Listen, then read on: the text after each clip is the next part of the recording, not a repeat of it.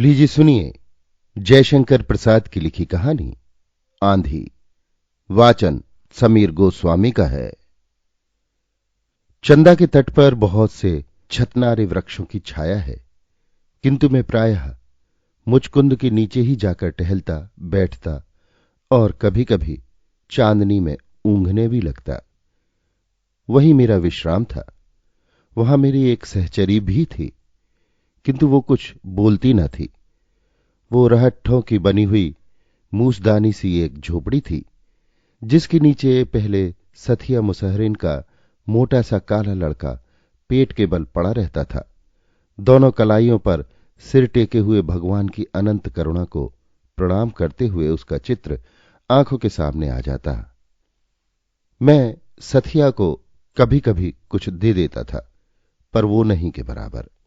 उसे तो मजूरी करके जीने में सुख था। अन्य मुसहरों की तरह अपराध करने में वो चतुर न थी। उसको मुसहरों की बस्ती में दूर रहने में सुविधा थी। वो मुचकुंद के फल इकट्ठे करके बेचती, सेमर की रुई बीन लेती, लकड़ी के गट्ठे बटोर कर बेचती, पर उसके इन सब व्यापारों में कोई और सहायक न था। एक दिन वो मर ही तो गई, तब भी कलाई पर से सिर उठाकर करवट बदलकर अंगड़ाई लेते हुए कलुआ ने केवल एक जम्भाई ली थी।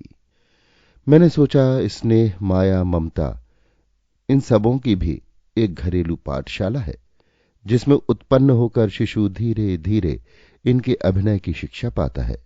उसकी अभिव्यक्ति के प्रकार और विशेषता से वो आकर्षक होता है सही, किंतु माया ममता किस प्राणी के हृदय में न होगी। मुसहरों को पता लगा, वे कल्लू को ले गए। तब से इस स्थान की निर्जनता पर गरिमा का एक और रंग चढ़ गया। मैं अब भी तो वहीं पहुंच जाता हूं, बहुत घूम फिरकर भी जैसे मुखचुंद की छाया की ओर खिंच जाता हूं। आज के प्रभात में कुछ अधिक सरसता थी। मेरा हृदय हल्का हल्का सा हो रहा था। पवन में मादक सुगंध और शीतलता थी। ताल पर नाचती हुई लाल लाल किरणें वृक्षों के अंतराल से बड़ी सुहावनी लगती थी। मैं परजाते के सौरभ में अपने सिर को धीरे धीरे हिलाता हुआ कुछ गुनगुनाता चला जा रहा था। सहसा मुखचुंद के नीचे मुझे धुआं और कुछ मनुष्यों की चहल पहल का अनुमान हुआ। मैं कुतूहल से उसी ओर बढ़ने लगा। वहां कभी एक सराय भी थी, अब उसका ध्वंस बच रहा था। दो एक कोठरियां थी, किंतु पुरानी प्रथा के अनुसार अब भी वहीं पर पथिक ठहरते। मैंने देखा कि मुखचुंद के आसपास दूर तक एक विचित्र जमावड़ा है। अद्भुत शिविरों की पांति में यहां पर काननचरों बिना घर वालों की बस्ती बसी हुई है। सृष्टि को आरंभ हुए कितना समय बीत गया, किंतु इन अभागों को कोई पहाड़ की तलहटी या नदी की घाटी बसाने के लिए प्रस्तुत न हुई, और न इन्हें कहीं घर बनाने की सुविधा ही मिली। वे आज भी अपने चलते फिरते घरों को जानवरों पर लादे हुए घूमते ही रहते हैं। मैं सोचने लगा, ये सभ्य मानव समाज के विद्रोही हैं, तो भी इनका एक समाज है। सभ्य समाज के नियमों को कभी न मानकर भी इन लोगों ने अपने लिए नियम बनाए हैं। किसी भी तरह जिनके पास कुछ है उनसे ले लेना और स्वतंत्र होकर रहना। इनके साथ सदैव आज के संसार के लिए विचित्रतापूर्ण संग्रहालय रहता है। ये अच्छे घुड़सवार और भयानक व्यापारी हैं। अच्छा, ये लोग कठोर परिश्रमी और संसार यात्रा के उपयुक्त प्राणी हैं। फिर इन लोगों ने यहीं बसना, घर बनाना क्यों नहीं पसंद किया? मैं मन ही मन सोचता हुआ धीरे धीरे उनके पास होने लगा।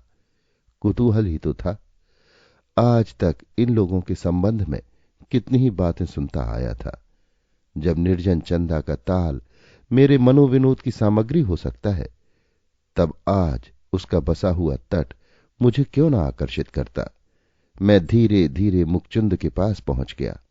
एक डाल से बंधा हुआ एक सुंदर बछेड़ा हरी हरी दूब खा रहा था, और लहंगा कुर्ता पहने रूमाल सिर से बांधे हुए एक लड़की उसकी पीठ सूखे घास के मट्ठे से मल रही थी।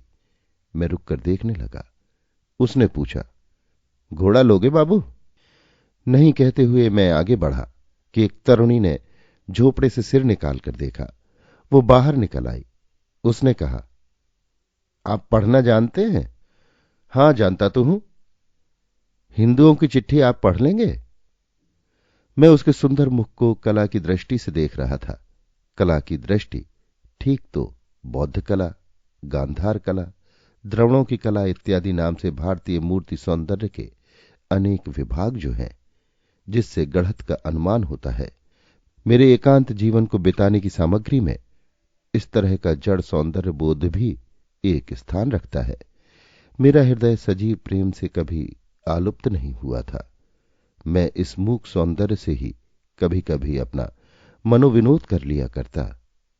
चिट्ठी पढ़ने की बात पूछने पर भी मैं अपने मन में निश्चय कर रहा था कि यह वास्तविक गांधार प्रतिमा है या ग्रीस और भारत का इस सौंदर्य में समन्वय है।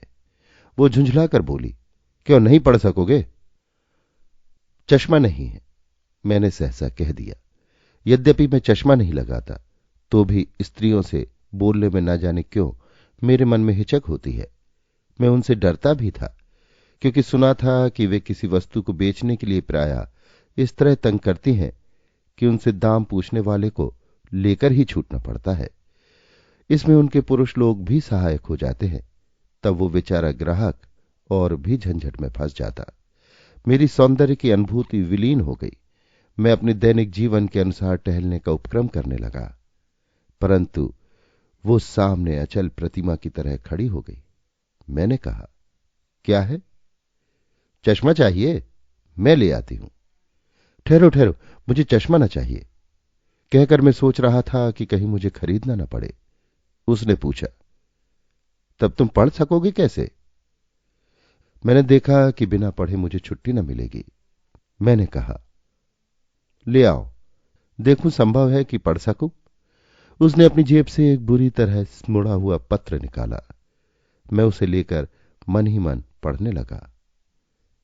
लैला, तुमने जो मुझे पत्र लिखा था, उसे पढ़कर मैं हंसा भी और दुख तो हुआ ही।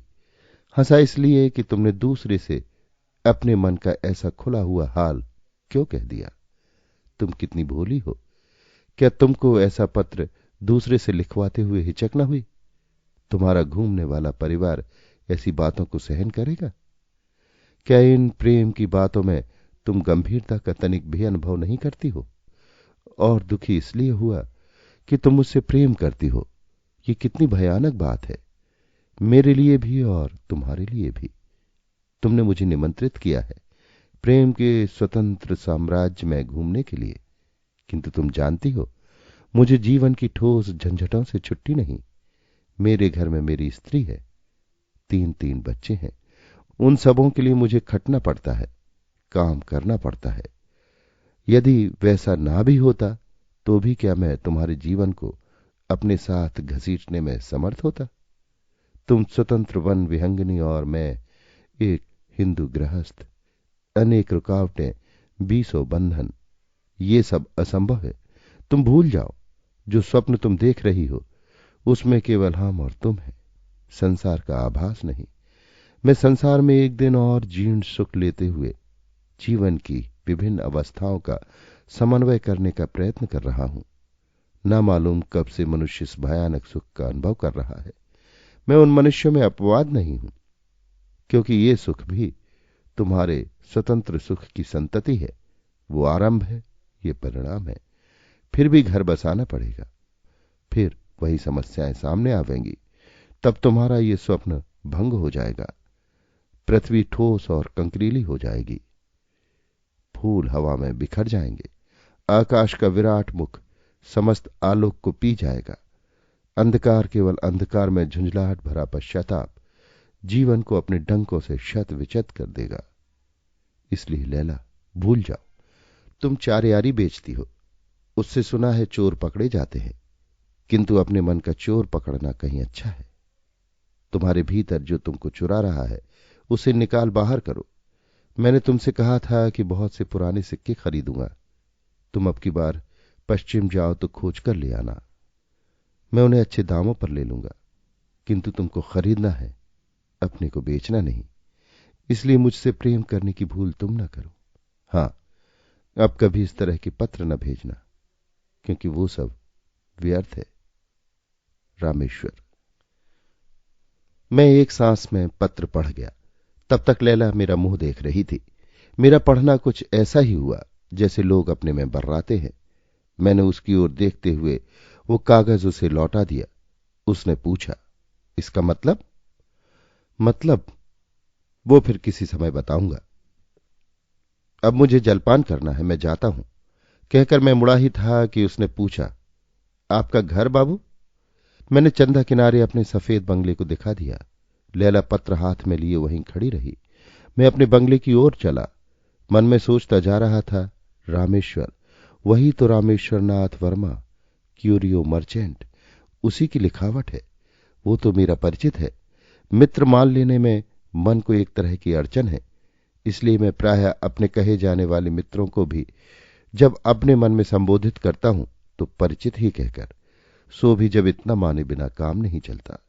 मित्र मान लेने पर मनुष्य उससे शिव के समान आत्मत्याग, बोधिसत्व के सदृश सर्वस्व समर्पण की जो आशा करता है और उसकी शक्ति की सीमा को प्रायः अतिरंजित देखता है, वैसी स्थिति में अपने को डालना मुझे पसंद नहीं, क्योंकि जीवन का हिसाब किताब उस काल्पनिक गणित के आधार पर रखने का मेरा अभ्यास नहीं जिसके द्वारा मनुष्य सबसे ऊपर अपना पावना ही निकाल लिया करता है। अकेले जीवन के नियमित व्यय के लिए साधारण पूंजी का ब्याज मेरे लिए पर्याप्त है। मैं सुखी विचरता हूं। हां, मैं जलपान करके कुर्सी पर बैठा हुआ अपनी डाक देख रहा था। उसमें एक लिफाफा ठीक उन्हीं अक्षरों में लिखा हुआ जिनमें लैला का पत्र था निकला। मैं उत्सुकता से खोलकर पढ़ने लगा। भाई श्रीनाथ, तुम्हारा समाचार बहुत दिनों से नहीं मिला। तुम्हें यह जानकर प्रसन्नता होगी कि हम लोग 2 सप्ताह के भीतर तुम्हारे अतिथि होंगे। चंदा की वायु हम लोगों को खींच रही है। मिन्ना तो तंग कर ही रहा है, उसकी मां को और भी उत्सुकता है। उन सबों को यही सूझी है कि दिन भर ताल में डोंगी पर भोजन न करके हवा खाएंगे और पानी पिएंगे। तुम्हें कष्ट तो न होगा। तुम्हारा रामेश्वर। पत्र पढ़ लेने पर जैसे कुतूहल मेरे सामने नाचने लगा। रामेश्वर के परिवार का स्नेह, उनके मधुर झगड़े, मान मनोवल समझौता और अभाव में भी संतोष, कितना सुंदर। मैं कल्पना करने लगा, रामेश्वर एक सफल कदम्ब है जिसके ऊपर मालती की लता अपनी सैकड़ों उलझनों से आनंद की छाया और आलिंगन का स्नेह सुरभि डाल रही है। रामेश्वर का ब्याह मैंने देखा था। रामेश्वर के हाथ के ऊपर मालती की पीली हथेली, जिसके ऊपर जलधारा पड़ रही थी। सचमुच ये संबंध कितना शीतल हुआ। उस समय मैं हंस रहा था। बालिका मालती और किशोर रामेश्वर, हिंदू समाज का ये परिहास, ये भीषण मनोविनोद। तो भी मैंने देखा, कहीं भूचाल नहीं हुआ, कहीं ज्वालामुखी नहीं फूटा, बहिया ने कोई गांव बहाया नहीं। रामेश्वर और मालती अपने सुख की फसल हर साल काटते हैं। मैंने जो सोचा, अभी अभी जो विचार मेरे मन में आया, वो ना लिखूंगा। मेरी शुद्धता जलन के रूप में प्रकट होगी। किंतु मैं सच कहता हूं, मुझे रामेश्वर से जलन नहीं, तो भी मेरे उस विचार का मिथ्या अर्थ लोग लगा ही लेंगे। आजकल मनोविज्ञान का युग है ना। प्रत्येक ने मनोवृत्तियों के लिए हृदय को कबूतर का दरबा बना डाला है। इसके लिए सफेद, नीला, सुर्ख का श्रेणी विभाग कर लिया गया है। उतनी प्रकार की मनोवृत्तियों को गिनकर वर्गीकरण कर लेने का साहस भी होने लगा है। तो भी मैंने उस बात को सोच ही लिया। मेरे साधारण जीवन में एक लहर उठी, प्रसन्नता की स्निग्ध लहर। पारिवारिक सुखों से लिपटा हुआ प्रणय कलह देखूंगा। मेरे दायित्व विहीन जीवन का वो मनोविनोद होगा। मैं रामेश्वर को पत्र लिखने लगा। भाई रामेश्वर, तुम्हारे पत्र ने मुझ पर प्रसन्नता की वर्षा की है। मेरे शून्य जीवन को आनंद कोलाहल से कुछ दिनों के लिए ही सही भर देने का तुम्हारा प्रयत्न मेरे लिए सुख का कारण होगा। तुम अवश्य आओ और सबको साथ लेकर आओ। तुम्हारा श्रीनाथ। पुनश्च बंबई आते हुए सूरन अवश्य लेते आना। यहां वैसा नहीं मिलता। सूरन की तरकारी की गर्मी में ही तुम लोग चंदा की ठंडी हवा झेल सकोगे और साथ साथ अपनी चलती फिरती दुकान का एक बक्स, जिस पर हम लोगों की बातचीत की परंपरा लगी रहे। श्रीनाथ। दोपहर का भोजन कर लेने के बाद मैं थोड़ी देर अवश्य लेटता हूं। कोई पूछता है तो कह देता हूं कि ये निद्रा नहीं भाई, तंद्रा है। स्वास्थ्य को मैं उसे अपने आराम से चलने देता हूं। चिकित्सकों से सलाह पूछकर उसमें छेड़छाड़ करना मुझे ठीक नहीं जचता। सच बात तो यह है कि मुझे वर्तमान युग की चिकित्सा में वैसा ही विश्वास है जैसे पाश्चात्य पुरातत्वज्ञों की खोज पर। जैसे वे सांची और अमरावती के स्तंभ तथा शिल्प के चिन्हों में वस्त्र पहनी हुई मूर्तियों को देखकर ग्रीक शिल्पकला का आभास पा जाते हैं और कल्पना कर बैठते हैं कि भारतीय बौद्ध कला ऐसी हो ही नहीं सकती, क्योंकि वे कपड़ा पहनना जानते ही न थे। फिर चाहे आप त्रिपिटक से ही प्रमाण क्यों न दे कि बिना अंतर्वास चीवर इत्यादि के भारत का कोई भी भिक्षु नहीं रहता था, पर वे कब मानने वाले। वैसे ही चिकित्सक के पास सिर में दर्द होने की दवा खोजने गए कि वो पेट से उसका संबंध जोड़कर कोई रैचक औषधि दे ही देगा।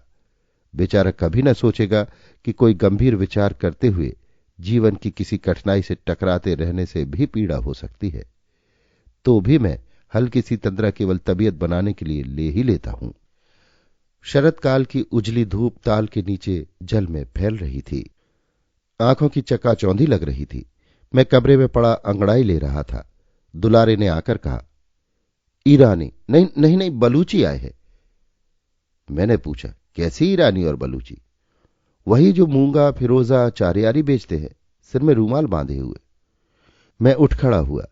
दालान में आकर देखता हूं तो एक 20 बरस के युवक के साथ लैला, गले में चमड़े का बैग, पीठ पर चोटी, छीट का रूमाल, एक निराला आकर्षक चित्र। लैला ने हंसकर पूछा, बाबू चारियारी लोगे? चारियारी?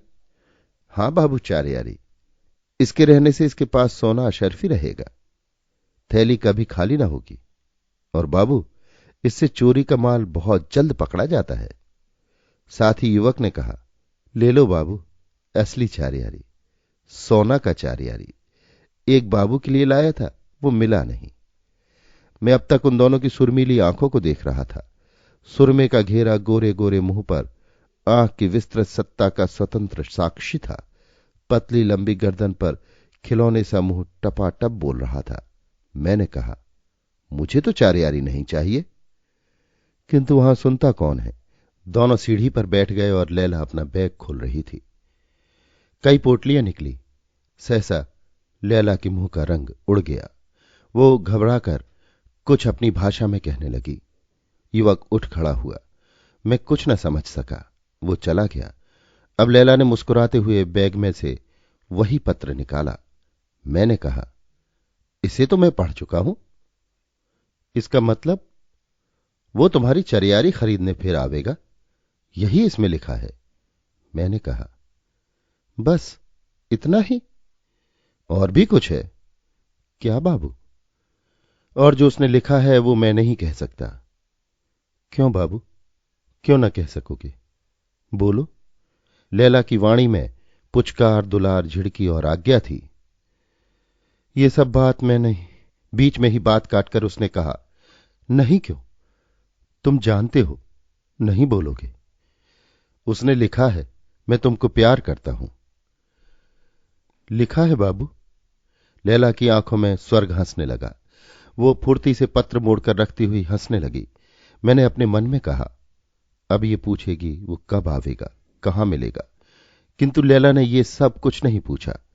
वो सीढ़ियों पर अर्धशयनावस्था में जैसे कोई सुंदर सपना देखती हुई मुस्कुरा रही थी। युवक दौड़ता हुआ आया। उसने अपनी भाषा में कुछ घबरा कर कहा, पर लैला लेटे ही लेटे कुछ बोली। युवक भी बैठ गया। लैला ने मेरी ओर देखकर कहा, तो बाबू वो आवेगा, मेरी चरियारी खरीदेगा? गुल से भी कह दो। मैंने समझ लिया कि युवक का नाम गुल है। मैंने कहा, हां वो तुम्हारी चरियारी खरीदने आवेंगे। गुल ने लैला की ओर प्रसन्न दृष्टि से देखा, परंतु मैं जैसे भयभीत हो गया। अपने ऊपर संदेह होने लगा। लैला सुंदरी थी, पर उसके भीतर भयानक राक्षस की आकृति थी या देवमूर्ति। ये बिना जाने मैंने क्या कह दिया। इसका परिणाम भीषण भी हो सकता है। मैं सोचने लगा, रामेश्वर को मित्र तो मानता नहीं, किंतु मुझे उससे शत्रुता करने का क्या अधिकार है।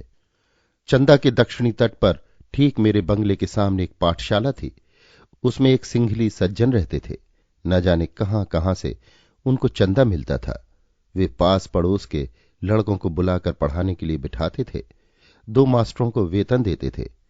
उनका विश्वास था कि चंदा का तट किसी दिन तथागत के पवित्र चरण चिन्ह से अंकित हुआ था। वे आज भी उन्हें खोजते थे। बड़े शांत प्रकृति के जीव थे। उनका श्यामल शरीर, कुंचित केश, तीक्ष्ण दृष्टि, सिंगली विशेषता से पूर्ण विनय, मधुर वाणी और कुछ कुछ मोटे अक्षरों में 24 घंटे बसने वाली हंसी आकर्षण से भरी थी। मैं कभी कभी जब जीभ में खुजलाहट होती वहां पहुंच जाता। आज की वो घटना मेरे गंभीर विचार का विषय बनकर मुझे व्यस्त कर रही थी। मैं अपनी डोंगी पर बैठ गया। दिन अभी घंटे 1.5 घंटे बाकी था। उस पार खेकर डोंगी ले जाते बहुत देर नहीं हुई। मैं पाठशाला और ताल के बीच के उद्यान को देख रहा था, खजूर और नारियल के ऊंचे ऊंचे वृक्षों को जिसमें निराली छटा थी। एक नया पीपल अपने चिकने पत्तों की हरियाली में झूम रहा था। उसके नीचे शिला पर प्रज्ञा सारथी बैठे थे। नाव को अटकाकर मैं उनके समीप पहुंचा। अस्त होने वाले सूर्यबिंब की रंगीली किरणें उनके प्रशांत मुखमंडल पर पड़ रही थी। 2-2.5 हजार वर्ष पहले का चित्र दिखाई पड़ा, जब भारत की पवित्रता हजारों कोसों से लोगों को वासना दमन करना सीखने के लिए आमंत्रित करती थी। आज भी आध्यात्मिक रहस्यों के उस देश में उस महती साधना का आशीर्वाद बचा है। अभी भी बोध वृक्ष पनपते हैं। जीवन की जटिल आवश्यकता को त्याग कर जब काशाय पहने संध्या के सूर्य के रंग में रंग मिलाते हुए ध्यान स्तिमित लोचन मूर्तियां अभी देखने में आती हैं, तब जैसे मुझे अपनी सत्ता का विश्वास होता है और भारत की अपूर्वता का अनुभव होता है। अपनी सत्ता का इसलिए कि मैं भी त्याग का अभिनय करता हूं ना, और भारत के लिए तो मुझे पूर्ण विश्वास है कि इसकी विजय धर्म में है। अधरों में कुंचित हंसी, आंखों में प्रकाश भरे प्रज्ञा सारथी ने मुझे देखते हुए कहा, आज मेरी इच्छा थी कि आपसे भेंट हो। मैंने हंसते हुए कहा, अच्छा हुआ कि मैं प्रत्यक्ष ही आ गया, नहीं तो ध्यान में बाधा पड़ती। श्रीनाथ जी, मेरे ध्यान में आपके आने की संभावना न थी, तो भी आज एक विषय पर आपकी सम्मति की आवश्यकता है। मैं भी कुछ कहने के लिए ही यहां आया हूं। पहले मैं कहूं कि आप ही आरंभ करेंगे? सतिया के लड़के कल्लू के संबंध में तो आपको कुछ नहीं कहना है। मेरे बहुत कहने पर मुसहरा ने इसे पढ़ने के लिए मेरी पाठशाला में रख दिया है और उसके पालन के भार से अपने को मुक्त कर लिया। अब वो 7 बरस का हो गया है। अच्छी तरह खाता पीता है, साफ सुथरा रहता है, कुछ कुछ पढ़ता भी है। प्रज्ञा सारथी ने कहा, चलिए अच्छा हुआ, एक रास्ते पर लग गया, फिर जैसा उसके भाग्य में हो। मेरा मन इन घरेलू बंधनों में पड़ने के लिए विरक्त सा है, फिर भी न जाने क्यों कल्लू का ध्यान आ ही जाता है। मैंने कहा, तब तो अच्छी बात है, आप इस कृत्रिम विरक्ति से ऊब चले हैं तो कुछ काम करने लगिए। मैं भी घर जाना चाहता हूं, ना हो तो पाठशाला ही चलाइए। कहते हुए प्रज्ञा सारथी ने मेरी ओर गंभीरता से देखा। मेरे मन में हलचल हुई। मैं एक बकवादी मनुष्य किसी विषय पर गंभीरता का अभिनय करके थोड़ी देर तक सफल वाद विवाद चला देना और फिर विश्वास करना, इतना ही तो मेरा अभ्यास था। काम करना, किसी दायित्व को सिर पर लेना असंभव। मैं चुप रहा। वो मेरा मुंह देख रहे थे। मैं चतुरता से निकल जाना चाहता था। यदि मैं थोड़ी देर और उसी तरह सन्नाटा रखता तो मुझे हां या नहीं कहना ही पड़ता। मैंने विवाह वाला चुटकुला छेड़ ही तो दिया। आप तो विरक्त भिक्षु हैं, अब घर जाने की आवश्यकता कैसे आ पड़ी? भिक्षु? आश्चर्य से प्रज्ञा सारथी ने कहा, मैं तो ब्रह्मचर्य में हूं, विद्याभ्यास और धर्म का अनुशीलन कर रहा हूं। यदि मैं चाहूं तो प्रविज्ञा ले सकता हूं, नहीं तो गृही बनने में कोई धार्मिक आपत्ति नहीं। सिंघल में तो यही प्रथा प्रचलित है। मेरे विचार से यह प्राचीन आर्य प्रथा भी थी। मैं गृहस्थ जीवन से परिचित होना चाहता हूं। तो आप ब्याह करेंगे? क्यों नहीं, वही करने तो जा रहा हूं। देखता हूं स्त्रियों पर आपको पूर्ण विश्वास है। अविश्वास करने का कारण ही क्या है? इतिहास में, आख्यायिकाओं में कुछ स्त्रियों और पुरुषों का दुष्ट चरित्र पढ़कर मुझे अपने और अपनी भावी सहधर्मिणी का अविश्वास कर लेने का कोई अधिकार नहीं। प्रत्येक व्यक्ति को अपनी परीक्षा देनी चाहिए। विवाहित जीवन सुखदायक होगा? मैंने पूछा। किसी कर्म को करने के पहले उसमें सुख की ही खोज करना क्या अत्यंत आवश्यक है? सुख तो धर्माचरण से मिलता है, अन्यथा संसार तो दुखमय है ही। संसार के कर्मों को धार्मिकता के साथ करने में सुख की ही संभावना है। किंतु ब्याह जैसे कर्म से तो सीधा सीधा स्त्री से संबंध है। स्त्री कितनी विचित्र पहेली है, इसे जानना सहज नहीं। बिना जाने ही उससे अपना संबंध जोड़ लेना कितनी बड़ी भूल है ब्रह्मचारी जी। मैंने हंसकर कहा। भाई तुम बड़े चतुर हो, खूब सोच समझकर परख कर तब संबंध जोड़ना चाहते हो ना। किंतु मेरी समझ में संबंध हुए बिना परखने का दूसरा उपाय नहीं। प्रज्ञा सारथी ने गंभीरता से कहा। मैं चुप होकर सोचने लगा। अभी अभी जो मैंने एक कांड का बीजारोपण किया है, वो क्या लैला के स्वभाव से परिचित होकर? मैं अपनी मूर्खता पर मन ही मन तिलमिला उठा। मैंने कल्पना से देखा, लैला प्रतिहिंसा भरी एक भयानक राक्षसी है। यदि वो अपने जाति स्वभाव के अनुसार रामेश्वर के साथ बदला लेने की प्रतिज्ञा कर बैठे, तब क्या होगा? प्रज्ञा सारथी ने फिर कहा। मेरा जाना तो निश्चित है। ताम्रपर्णी की तरंग मालाएं मुझे बुला रही हैं। मेरी एक प्रार्थना है, आप कभी कभी आकर इसका निरीक्षण कर लिया कीजिए। मुझे एक बहाना मिला। मैंने कहा, मैंने बैठे बिठाई एक झंझट बुला ली है। मैं देखता हूं कि कुछ दिनों तक तो मुझे उसमें फंसना ही पड़ेगा। प्रज्ञा सारथी ने पूछा, वो क्या? मैंने लैला का पत्र पढ़ने और उसके बाद का सब वृतांत कह सुनाया। प्रज्ञा सारथी चुप रहे। फिर उन्होंने कहा, आपने इस काम को खूब सोच समझकर करने की आवश्यकता पर तो ध्यान ना दिया होगा, क्योंकि इसका फल दूसरे को भोगने की संभावना है ना। मुझे प्रज्ञा सारथी का ये व्यंग अच्छा न लगा। मैंने कहा, संभव है कि मुझे भी कुछ भोगना पड़े? भाई मैं देखता हूं संसार में बहुत से ऐसे काम मनुष्य को करने पड़ते हैं जिन्हें वो स्वप्न में भी नहीं सोचता। अकस्मात वे प्रसंग सामने आकर गुर्राने लगते हैं, जिनसे भागकर जान बचाना ही उसका अभीष्ट होता है। मैं भी इसी तरह ब्याह करने के लिए सिंघल जा रहा हूं। अंधकार को भेद कर शरद का चंद्रमा नारियल और खजूर के वृक्षों पर दिखाई देने लगा था। चंदा का ताल लहरियों में प्रसन्न था। मैं क्षण भर के लिए प्रकृति की उस सुंदर चित्रपाटी को तन्मय होकर देखने लगा। कलुआ ने जब प्रज्ञा सारथी को भोजन करने की सूचना दी, मुझे स्मरण हुआ कि मुझे उस पार जाना है। मैंने दूसरे दिन आने को कहकर प्रज्ञा सारथी से छुट्टी मांगी। डोंगी पर बैठकर मैं धीरे धीरे डांड चलाने लगा। मैं अनमना सा डांड चलाता हुआ कभी चंद्रमा की ओर और कभी चंदा ताल को देखता। नाव सरल आंदोलन में तिर रही थी। बार बार सिंघली प्रज्ञा सारथी की बात सोचता जाता था। मैंने घूम कर देखा तो कुंज से घिरा हुआ पाठशाला का भवन चंदा के शुभ्र जल में प्रतिबिंबित हो रहा था। चंदा का वो तट समुद्र उपकूल का एक खंड चित्र था। मन ही मन सोचने लगा, मैं करता ही क्या हूं? यदि मैं पाठशाला का ही निरीक्षण करूं तो हानि क्या? मन भी लगेगा और समय भी कटेगा। अब मैं दूर चला आया था। सामने मुखचुंद वृक्ष की नील आकृति दिखलाई पड़ी। मुझे लैला का फिर स्मरण आ गया। कितनी सरल, स्वतंत्र और साहसिकता से भरी हुई रमणी है।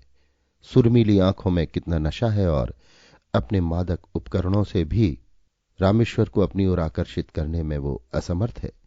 रामेश्वर पर मुझे क्रोध आया और लैला को फिर अपने विचारों से उलझते देखकर झुंझला उठा। अब किनारा समीप हो चला था।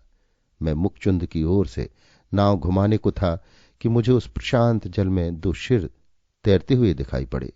शरद काल की शीतल रजनी में उन तैरने वालों पर मुझे आश्चर्य हुआ। मैंने डांड चलाना बंद कर दिया। दोनों तैरने वाले डोंगी के पास आ चले थे। मैंने चंद्रिका के आलोक में पहचान लिया, वो लैला का सुंदर मुख था। कुमुदनी की तरह प्रफुल्ल चांदनी में हंसता हुआ लैला का मुख। मैंने पुकारा, लैला। वो बोलने ही को थी कि उसके साथ वाला मुख गुर्रा उठा। मैंने समझा कि उसका साथी गुल होगा, किंतु लैला ने कहा, चुप, बाबूजी है। अब मैंने पहचाना वो एक भयानक ताजी कुत्ता है जो लैला के साथ तैर रहा था। लैला ने कहा, बाबूजी आप यहां? मेरी डोंगी की एक ओर लैला का हाथ था और दूसरी ओर कुत्ते के दोनों अगले पंजे। मैंने कहा, यहीं घूमने आया था। और तुम रात को तैरती हो लैला? दिन भर काम करने के बाद अब छुट्टी मिली है, बदन ठंडा कर रही हूं, लैला ने कहा। वो एक अद्भुत दृश्य था। इतने दिनों तक मैं जीवन के अकेले दिनों को काट चुका हूं। अनेक अवसर विचित्र घटनाओं से पूर्ण और मनोरंजक मिले हैं, किंतु ऐसा दृश्य तो मैंने कभी न देखा। मैंने पूछा, आज की रात तो बहुत ठंडी है लैला? उसने कहा, नहीं, बड़ी गर्म। दोनों ने अपनी रुकावट हटा ली। डोंगी चलने को स्वतंत्र थी। लैला और उसका साथी दोनों तैरने लगे। मैं फिर अपने बंगले की ओर डोंगी खींचने लगा। किनारे पर पहुंचकर देखता हूं कि दुलारे खड़ा है। मैंने पूछा, क्यों रे, तू कब से यहां है? उसने कहा, आपको आने में देर हुई इसलिए मैं आया हूं। रसोई ठंडी हो रही है। मैं डोंगी से उतर पड़ा और बंगले की ओर चला।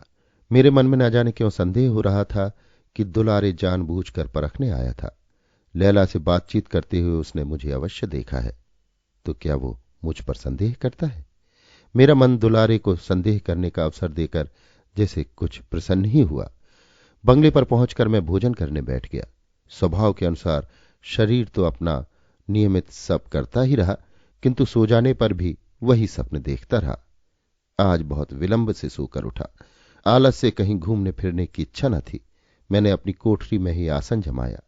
मेरी आंखों में वो रात्रि का दृश्य अभी घूम रहा था। मैंने लाख चेष्टा की, किंतु लैला और वो सिंगली भिक्षु दोनों ही ने मेरे हृदय को अखाड़ा बना लिया था। मैंने विरक्त होकर विचार परंपरा को तोड़ने के लिए बांसुरी बजाना आरंभ किया। आसावरी के गंभीर विलंबित आलापों में फिर भी लैला की प्रेमपूर्ण आकृति जैसे बनने लगी। मैंने बांसुरी बजाना बंद किया और ठीक विश्राम काल में ही मैंने देखा कि प्रज्ञा सारथी सामने खड़े हैं। मैंने उन्हें बिठाते हुए पूछा, आज आप इधर कैसे भूल पड़े? यह प्रश्न मेरी विचार विश्रृंखलता के कारण हुआ था, क्योंकि वे तो प्रायः मेरे यहां आया ही करते थे। उन्होंने हंसकर कहा, मेरा आना भूल कर नहीं, किंतु कारण से हुआ है। कहिए, आपने उस विषय में कुछ स्थिर किया? मैंने अनजान बनकर पूछा, किस विषय में? प्रज्ञा सारथी ने कहा, वही पाठशाला की देखरेख करने के लिए, जैसे मैंने उस दिन आपसे कहा था। मैंने बात उड़ाने के ढंग से कहा, आप तो सोच विचार कर काम करने में विश्वास ही नहीं रखते। आपका तो यही कहना है ना कि मनुष्य प्रायः अनिच्छावश बहुत से काम करने के लिए बाध्य होता है। तो फिर मुझे उस पर सोचने विचारने की क्या आवश्यकता थी? जब वैसा अवसर आवेगा तब देखा जाएगा। कृपया मेरी बातों का मनोनुकूल अर्थ न लगाइए। ये तो मैं मानता हूं कि आप अपने ढंग से विचार करने के लिए स्वतंत्र हैं, किंतु उन्हें क्रियात्मक रूप देने के समय आपकी स्वतंत्रता में मेरा विश्वास संदिग्ध हो जाता है। प्रायः देखा जाता है हम लोग क्या करने जाकर क्या कर बैठते हैं, तो भी हम उसकी जिम्मेदारी से छूटते नहीं। मान लीजिए कि लैला के हृदय में एक दुराशा उत्पन्न करके आपने रामेश्वर के जीवन में अड़चन डाल दी है। संभव है ये घटना साधारण न रहकर कोई भीषण कांड उपस्थित कर सकती है, और आपका मित्र अपने अनिष्ट करने वाले को भी न पहचान सके, तो क्या आप अपने ही मन के सामने इसके लिए अपराधी न ठहरेंगे? प्रज्ञा सारथी की ये बातें मुझे बेढंगी सी जान पड़ी, क्योंकि उस समय मुझे उनका आना और मुझे उपदेश देने का ढोंग रचना असह्य होने लगा। मेरी इच्छा होती थी कि वे किसी तरह भी यहां से चले जाते, तो भी मुझे उन्हें उत्तर देने के लिए इतना तो कहना ही पड़ा कि आप कच्चे अदृष्टवादी हैं। आपके जैसा विचार रखने पर मैं तो इस तरह सुलझाऊंगा कि अपराध करने और दंड देने में मनुष्य एक दूसरे का सहायक होता है। हम आज जो किसी को हानि पहुंचाते हैं या कष्ट देते हैं, वो इतने ही के लिए नहीं कि उसने मेरी कोई बुराई की है। हो सकता है कि मैं उसके किसी अपराध का ये दंड समाज व्यवस्था के किसी मौलिक नियम के अनुसार दे रहा हूं। फिर चाहे मेरा ये दंड देना भी अपराध बन जाए और उसका फल भी मुझे भोगना पड़े। मेरे इस कहने पर प्रज्ञा सारथी ने हंस दिया और कहा, श्रीनाथ जी, मैं आपकी दंड व्यवस्था ही तो करने आया हूं। आप अपने बेकार जीवन को मेरी बेगार में लगा दीजिए। मैंने पिंड छुड़ाने के लिए कहा, अच्छा 3 दिन सोचने का अवसर दीजिए। प्रज्ञा सारथी चले गए और मैं चुपचाप सोचने लगा। मेरे स्वतंत्र जीवन में मां के मर जाने के बाद ये दूसरी उलझन थी।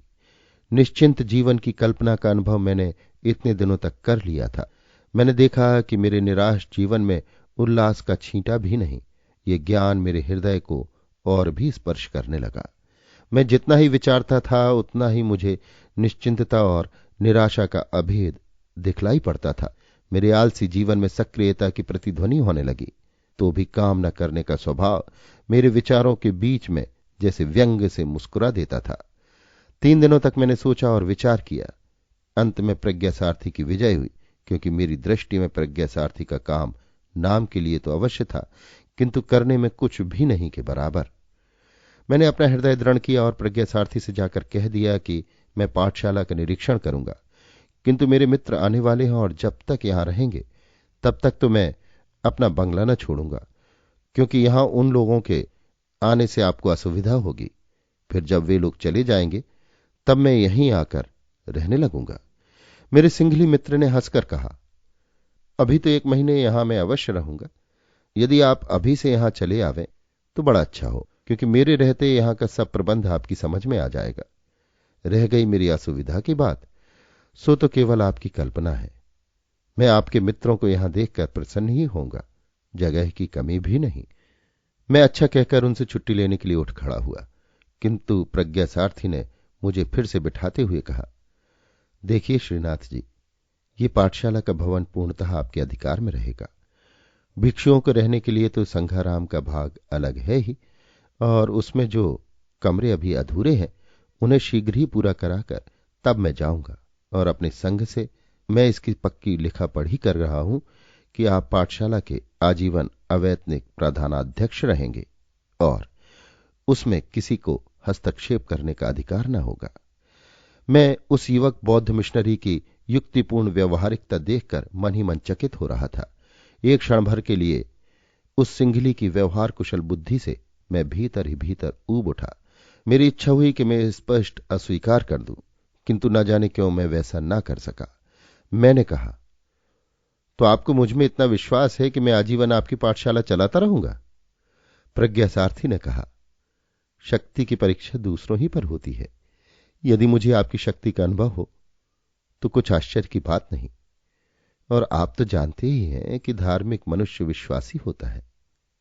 सूक्ष्म रूप से जो कल्याण ज्योति मानवता में अंतर्निहित है, मैं तो उसमें अधिक से अधिक श्रद्धा करता हूं। विपथगामी होने पर वही संत होकर के मनुष्य का अनुशासन करती है, यदि उसकी पशुता ही प्रबल न हो गई हो तो। मैंने प्रज्ञा सारथी की आंखों से आंख मिलाते हुए देखा। उसमें तीव्र संयम की ज्योति चमक रही थी। मैं प्रतिवाद न कर सका और ये कहते हुए खड़ा हुआ कि अच्छा, जैसा आप कहते हैं वैसा ही होगा। मैं धीरे धीरे बंगले की ओर लौट रहा था। रास्ते में अचानक देखता हूं कि दुलारी दौड़ा हुआ चला आ रहा है। मैंने पूछा, क्या है रे? उसने कहा, बाबूजी, घोड़ा गाड़ी पर बहुत से आदमी आए हैं, वे लोग आपको पूछ रहे हैं। मैंने समझ लिया कि रामेश्वर आ गया। दुलारी से कहा कि तू दौड़ जा, मैं यहीं खड़ा हूं, उन लोगों को सम्मान सहित यहीं ले वाला। दुलारे तो बंगले की ओर भागा, किंतु मैं उसी जगह अविचल भाव से खड़ा रहा। मन में विचारों की आंधी उठने लगी। रामेश्वर तो आ गया और वे ईरानी भी यहीं हैं। ओह, मैंने कैसी मूर्खता की। तो मेरे मन को जैसे ढांढस हुआ कि रामेश्वर मेरे बंगले में नहीं ठहरता है। इस बौद्ध पाठशाला तक लैला क्यों आने लगी? जैसे लैला को वहां आने में कोई देवी बाधा हो। फिर मेरा सिर चकराने लगा।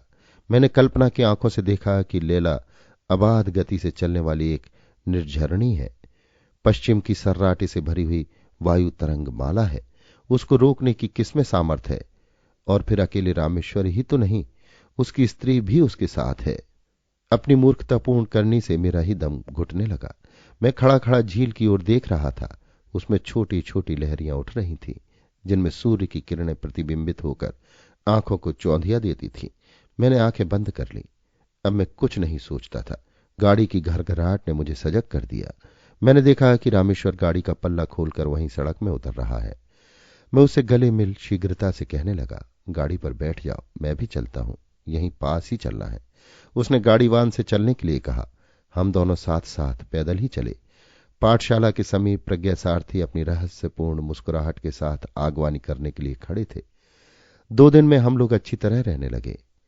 घर का कोना कोना आवश्यक चीजों से भर गया।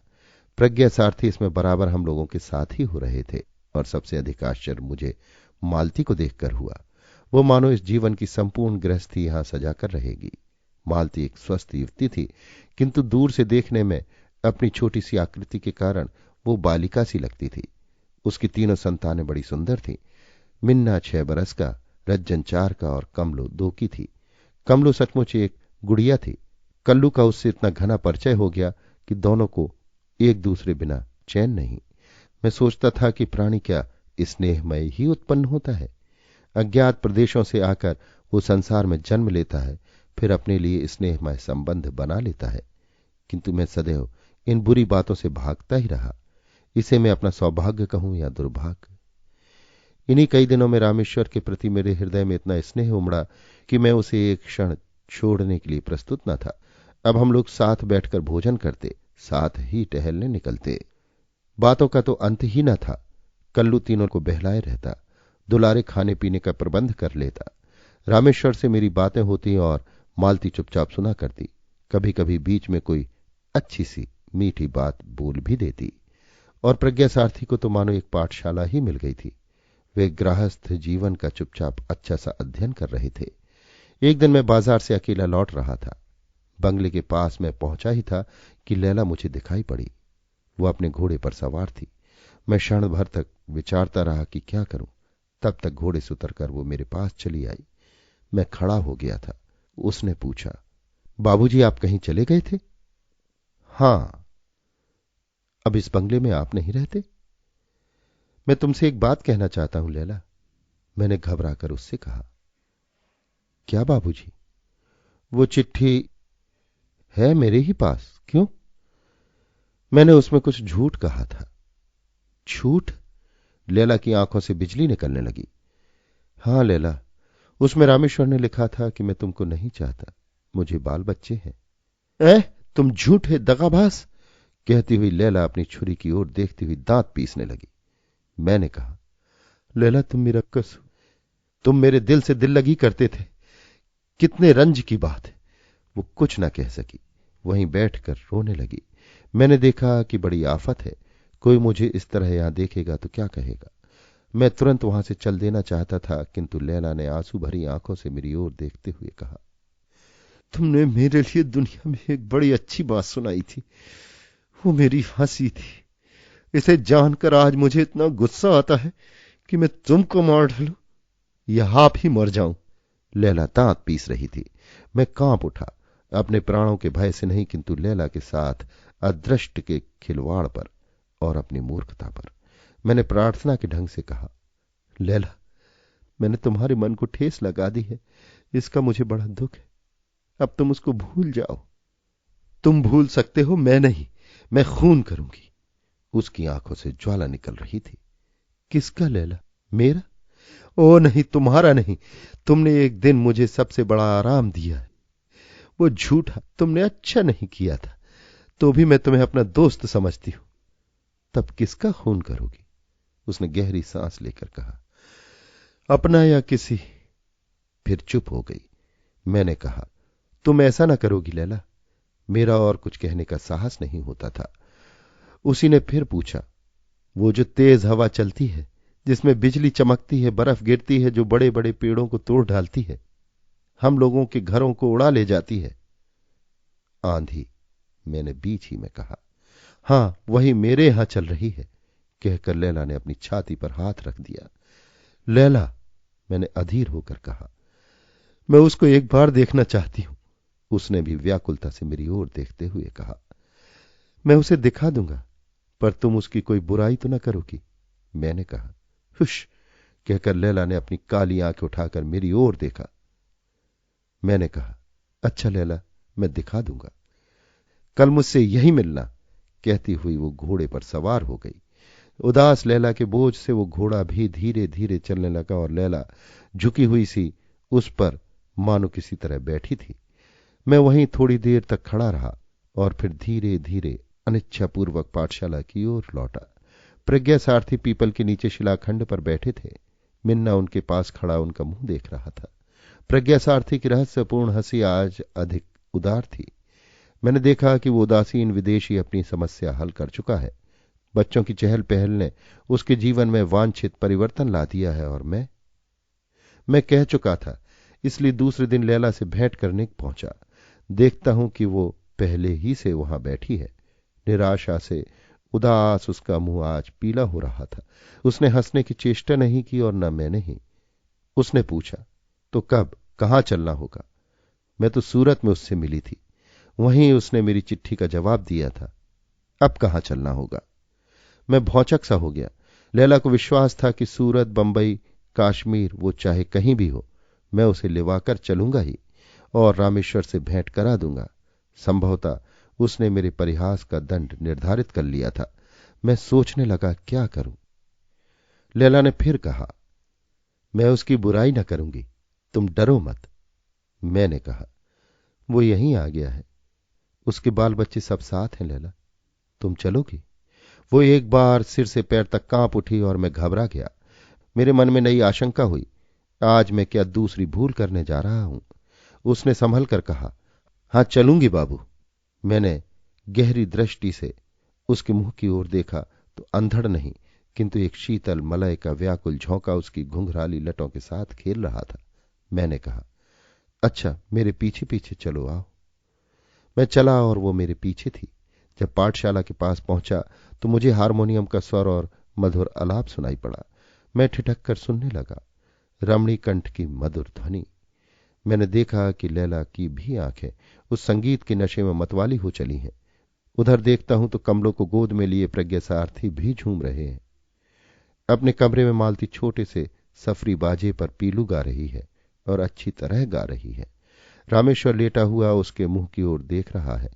पूर्ण तृप्ति, प्रसन्नता की माधुरी दोनों के मुंह पर खेल रही है। पास ही रज्जन और मिन्ना बैठे हुए अपने माता और पिता को देख रहे हैं। हम लोगों के आने की बात कौन जानता है। मैंने एक क्षण के लिए अपने को कोसा। इतने सुंदर संसार में कलह की ज्वाला जलाकर मैं तमाशा देखने चला था। हाय रे मेरा कुतूहल। और लैला स्तब्ध अपनी बड़ी बड़ी आंखों से एक टक न जाने क्या देख रही थी। मैं देखता था कि कमलो प्रज्ञा सारथी की गोद से धीरे से खिसक पड़ी और बिल्ली की तरह पैर दबाती हुई अपनी मां की पीठ पर हंसती हुई गिर पड़ी और बोली, मां। और गाना रुक गया। कमलो के साथ मिन्ना और रज्जन भी हंस पड़े। रामेश्वर ने कहा, कमलो तू बली पाजी है ले, बा पाजी लाल लाल। कहकर कमलो ने अपनी नन्ही सी उंगली उठाकर हम लोगों की ओर संकेत किया। रामेश्वर तो उठकर बैठ गए। मालती ने मुझे देखते ही सिर का कपड़ा तनिक आगे की ओर खींच लिया और लैला ने रामेश्वर को देखकर सलाम किया। दोनों की आंखें मिली। रामेश्वर के मुंह पर पल भर के लिए घबराहट दिखाई पड़ी। फिर उसने संभल कर पूछा, अरे लैला, तुम यहां कहां? चरियारी न लोगे बाबू? कहती हुई लैला निर्भीक भाव से मालती के पास जाकर बैठ गई। मालती लैला पर एक सलज्ज मुस्कान छोड़ती हुई उठ खड़ी हुई। लैला उसका मुंह देख रही थी, किंतु उस ओर ध्यान न देकर मालती ने मुझसे कहा, भाई जी आपने जलपान नहीं किया? आज तो आप ही के लिए मैंने सूरन के लड्डू बनाए हैं। तो देती क्यों नहीं पगली, मैं सवेरे से ही भूखा भटक रहा हूं। मैंने कहा। मालती जलपान ले आने गई। रामेश्वर ने कहा, चरियारी ले आई हो? लैला ने हां कहते हुए अपना बैग खोला। फिर रुककर उसने अपने गले से एक ताबीज निकाला। रेशम से लिपटा हुआ चौको ताबीज का सीवन खोलकर उसने वो चिट्ठी निकाली। मैं स्थिर भाव से देख रहा था। लैला ने कहा, पहले बाबूजी इस चिट्ठी को पढ़ दीजिए। रामेश्वर ने कंपित हाथों से उसको खोला। वो उसी का लिखा हुआ पत्र था। उसने घबरा कर लैला की ओर देखा। लैला ने शांत स्वरों में कहा, पढ़िए बाबू, मैं आप ही के मुंह से सुनना चाहती हूं। रामेश्वर ने दृढ़ता से पढ़ना आरंभ किया, जैसे उसने अपने हृदय का समस्त बल आने वाली घटनाओं का सामना करने के लिए एकत्र कर लिया हो, क्योंकि मालती जलपान लिए आ ही रही थी। रामेश्वर ने पूरा पत्र पढ़ लिया, केवल नीचे अपना नाम नहीं पढ़ा। मालती खड़ी सुनती रही और मैं सूरन के लड्डू खाता रहा। बीच बीच में मालती का मुंह देख लिया करता था। उसने बड़ी गंभीरता से पूछा, भाई जी लड्डू कैसे हैं? ये तो आपने बताया नहीं, धीरे से खा गए। जो वस्तु अच्छी होती वही तो गले में धीरे से उतार ली जाती है, नहीं तो कड़ी वस्तु के लिए थू न करना पड़ता। मैं कह ही रहा था कि लैला ने रामेश्वर से कहा, ठीक तो मैंने सुन लिया, अब आप उसको फाड़ डालिए, तब आपको चरियारी दिखाऊं। रामेश्वर सचमुच पत्र फाड़ने लगा। चिंदी चिंदी उस कागज के टुकड़े की उड़ गई और लैला ने एक छिपी हुई गहरी सांस ली, किंतु मेरे कानों ने उसे सुन ही लिया। वो तो एक भयानक आंधी से कम न थी।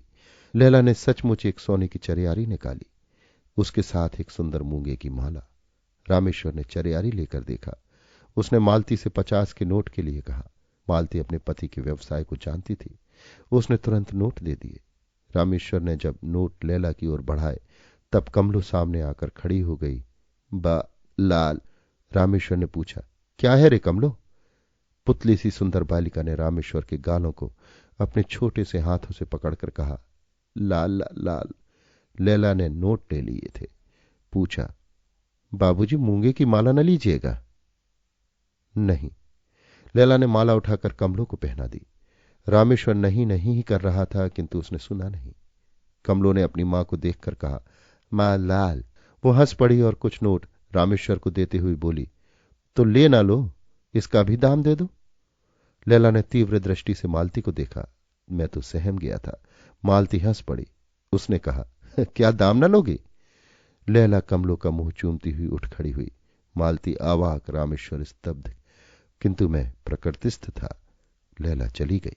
मैं विचारता रहा, सोचता रहा। कोई अंत न था, ओर छोर का पता नहीं।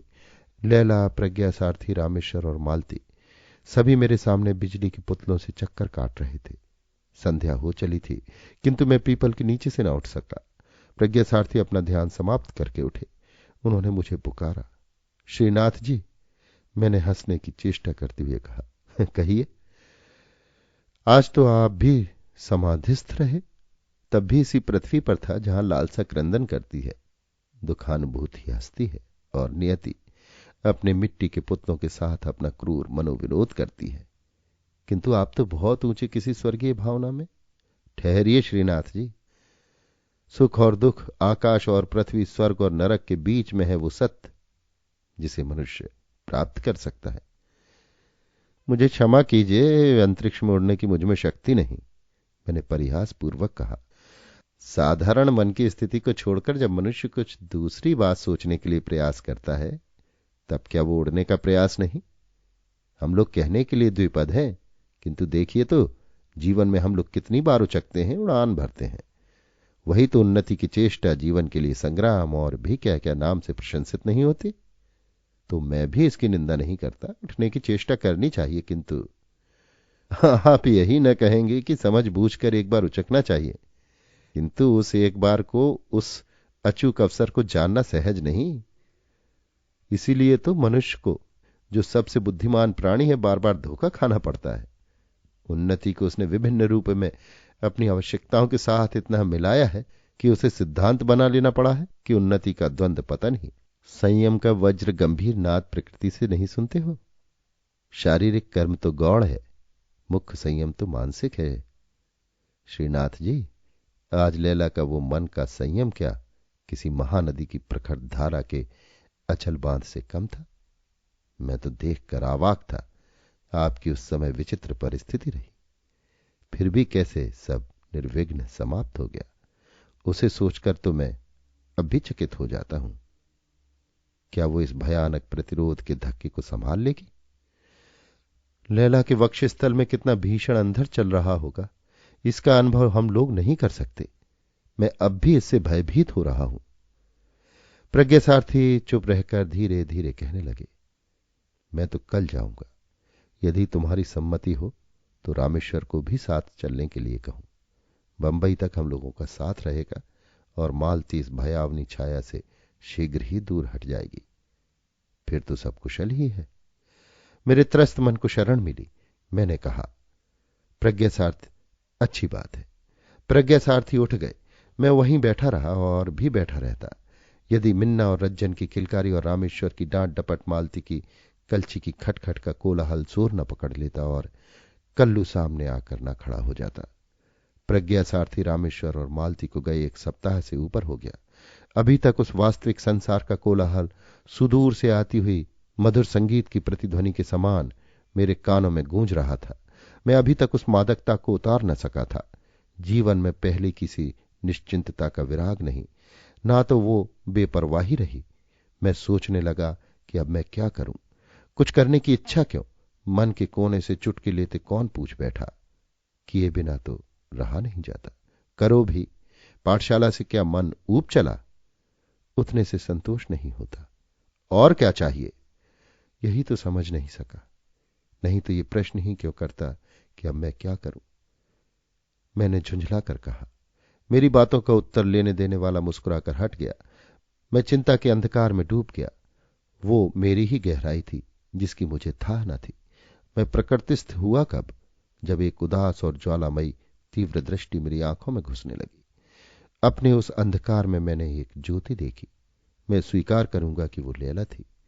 इस पर हंसने की इच्छा हो तो हंस लीजिए, किंतु मैं लैला को पा जाने के लिए विकल नहीं था, क्योंकि लैला जिसको पाने की अभिलाषा करती थी वही उसे ना मिला, और परिणाम ठीक मेरी आंखों के सामने था। तब मेरी सहानुभूति क्यों जगी? हां, वो सहानुभूति थी। लैला जैसे दीर्घ पथ पर चलने वाले मुझ पथिक की चिरसंगनी थी। उस दिन इतना ही विश्वास करके मुझे संतोष हुआ। रात को कलुआ ने पूछा, बाबूजी आप घर न चलिएगा? मैं आश्चर्य से उसकी ओर देखने लगा। उसने हठ भरी आंखों से फिर वही प्रश्न किया। मैंने हंसकर कहा, मेरा घर तो यही है रे कलुआ।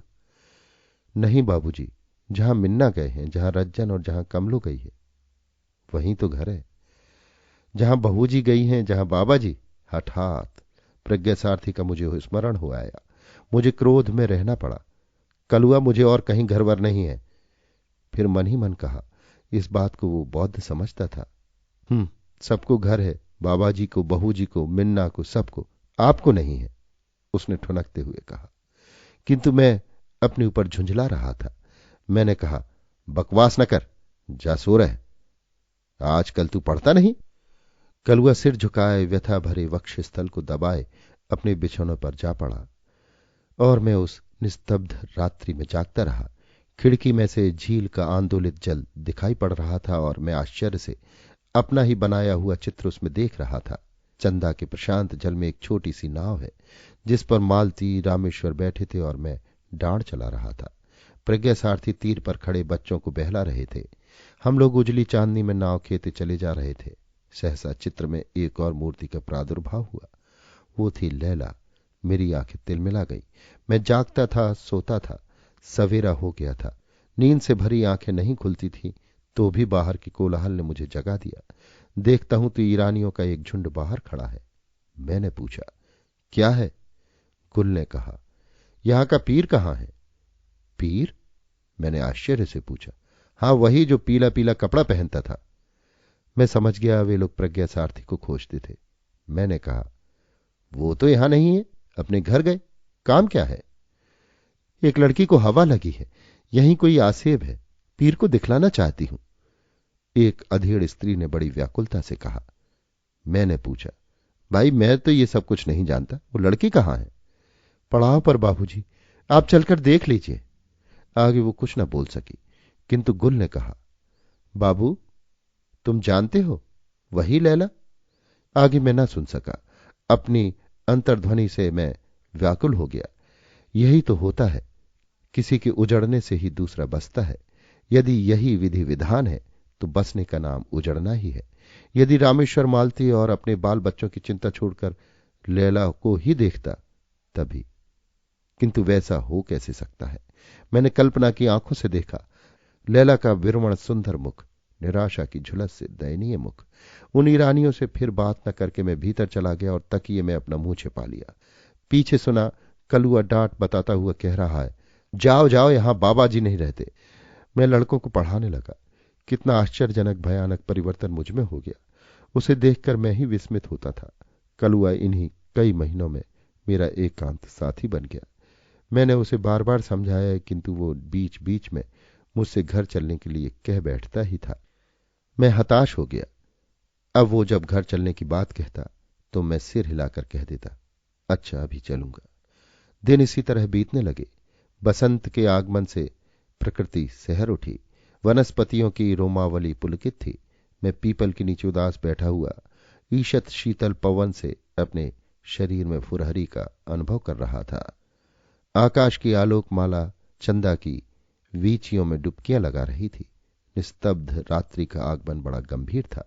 दूर से एक संगीत की नन्ही नन्ही करुण वेदना की तान सुनाई पड़ रही थी। उस भाषा को मैं नहीं समझता था। मैंने समझा ये भी कोई छलना होगी। फिर सहसा मैं विचारने लगा कि नियति भयानक वेग से चल रही है। आंधी की तरह उसमें असंख्य प्राणी तृणतूलिका के समान इधर उधर बिखर रहे हैं। कहीं से लाकर किसी को वो मिला ही देती है और ऊपर से कोई बोझे की वस्तु भी लाद देती है कि वे चिरकाल तक एक दूसरे से संबद्ध रहें। सचमुच कल्पना प्रत्यक्ष हो चली। दक्षिण का आकाश धूसर हो चला, एक दानव ताराओं को निकलने लगा। पक्षियों का कोलाहल बढ़ा, अंतरिक्ष व्याकुल हो उठा। कड़कड़ाहट में सभी आश्रय खोजने लगे, किंतु मैं कैसे उठता। वो संगीत की ध्वनि समीप आ रही थी। वज्र निर्घोष को भेद कर कोई कलेजे से गा रहा था। अंधकार के साम्राज्य में तृणलता वृक्ष सचराचर कंपित हो रहे थे। कलुआ की चीत्कार सुनकर भीतर चला गया। उस भीषण कोलाहल में भी वही संगीत ध्वनि पवन के हिंडोले पर झूल रही थी, मानो पाठशाला के चारों ओर लिपट रही थी। सहसा एक भीषण अर्राहट हुई। अब मैं टॉर्च लिए बाहर आ गया। आंधी रुक गई थी। मैंने देखा पीपल की बड़ी सी डाल फटी पड़ी है और लैला नीचे दबी हुई अपनी भावनाओं की सीमा पार कर चुकी है। मैं अब भी चंदा तट की बौद्ध पाठशाला का अवैतनिक अध्यक्ष हूं। प्रज्ञा सारथी के नाम को कोसता हुआ दिन बिताता हूं। कोई उपाय नहीं। वही जैसे मेरे जीवन का केंद्र है। आज भी मेरे हृदय में आंधी चला करती है और उसमें लैला का मुख बिजली की तरह कौंधा करता है।